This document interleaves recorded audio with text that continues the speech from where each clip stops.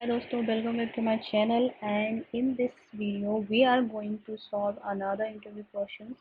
So ये जो है हमारी प्रॉब्लम है, इसे हमें सॉल्व करना है। तो हमें क्या फाइंड करना है, हमें मैक्सिमम कॉन्जिक्यूटिव वंस फाइंड करना है इस प्रॉब्लम में।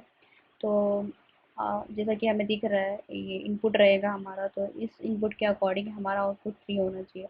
अच्छा, मैक्स कॉन्जिक्यूटिव वंस से क्या मतलब है राइट? हमें क्या करना है, अपनी प्रॉब्लम को सॉल्व करने के लिए सबसे पहले ये समझना है कि what we have to return right, maximum consecutive ones. इसका मतलब क्या कि जो ये अरे दिया है आपको, इसमें आपको कंटिन्यूअसली जो वन वन मिल रहा है वो आपको रिटर्न करना है। Simple is that. ओके, तो आपको इस अरे में कितनी बार मिल रहा है, इस ज़ीरो के बाद आपको कंटिन्यूअसली वन वन मिल रहा है।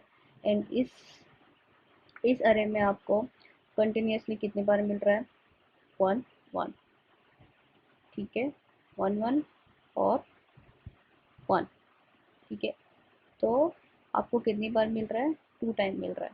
ठीक है, तो let's start to solve this problem. Okay, इसमें इस प्रॉब्लम को सॉल्व करने के लिए हमने एक क्लास बना ली है जिसका नाम हमने रखा है कि find maximum max consecutive right, consecutive ones basically. So इस क्लास के अंदर हम एक मेथड क्रिएट करने वाले हैं, public int max consecutive consecutive ones. ठीक है, ओके राइट। तो इस क्लास का रिटर्न टाइप, इस मेथड का रिटर्न टाइप क्या है, इंटीजर। ठीक है, अब इस मेथड के अंदर हम एज अ पैरामीटर अरे पास कर रहे हैं राइट। ठीक है, अब हमने एक वेरिएबल डिफाइन किया है।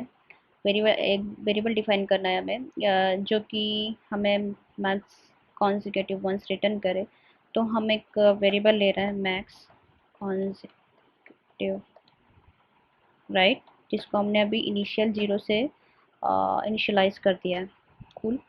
अब एक और वेरिएबल डिक्लेयर कर रहे हैं, काउंट। उसको भी हमने ज़ीरो से इनिशियलाइज कर दिया है। काउंट हम इसलिए ले रहे हैं क्योंकि जो नंबर है यहाँ पे आप देख सकते हैं राइट, कितनी बार आ रहा है कॉन्जिक्यूटिव, मतलब कंटिन्यूस वन कितने टाइम आ रहा है, 3 टाइम आ रहा है। तो उससे हम उस नंबर्स को हम काउंट करेंगे राइट, इसलिए हमने काउंट वेरिएबल लिया है।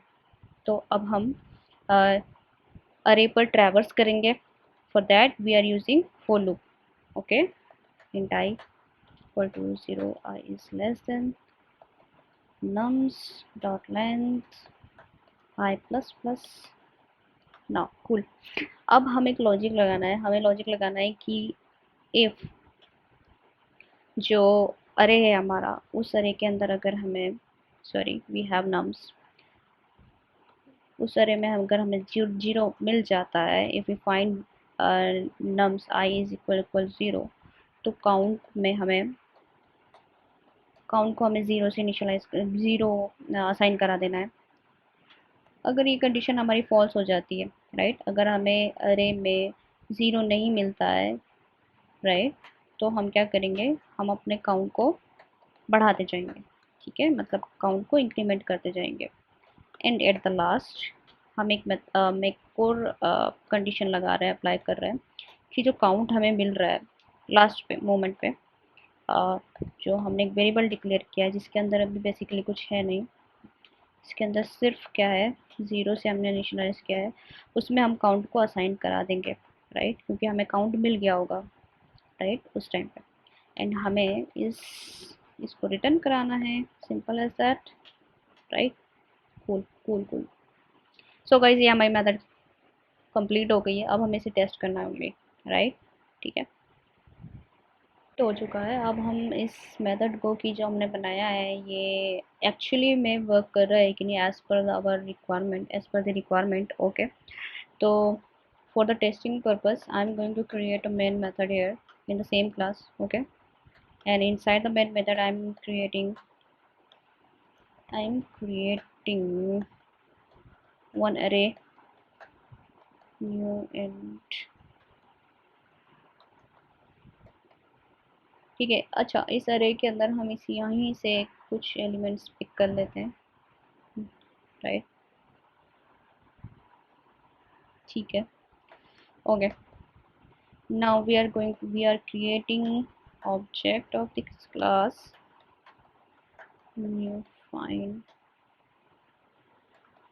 Cool.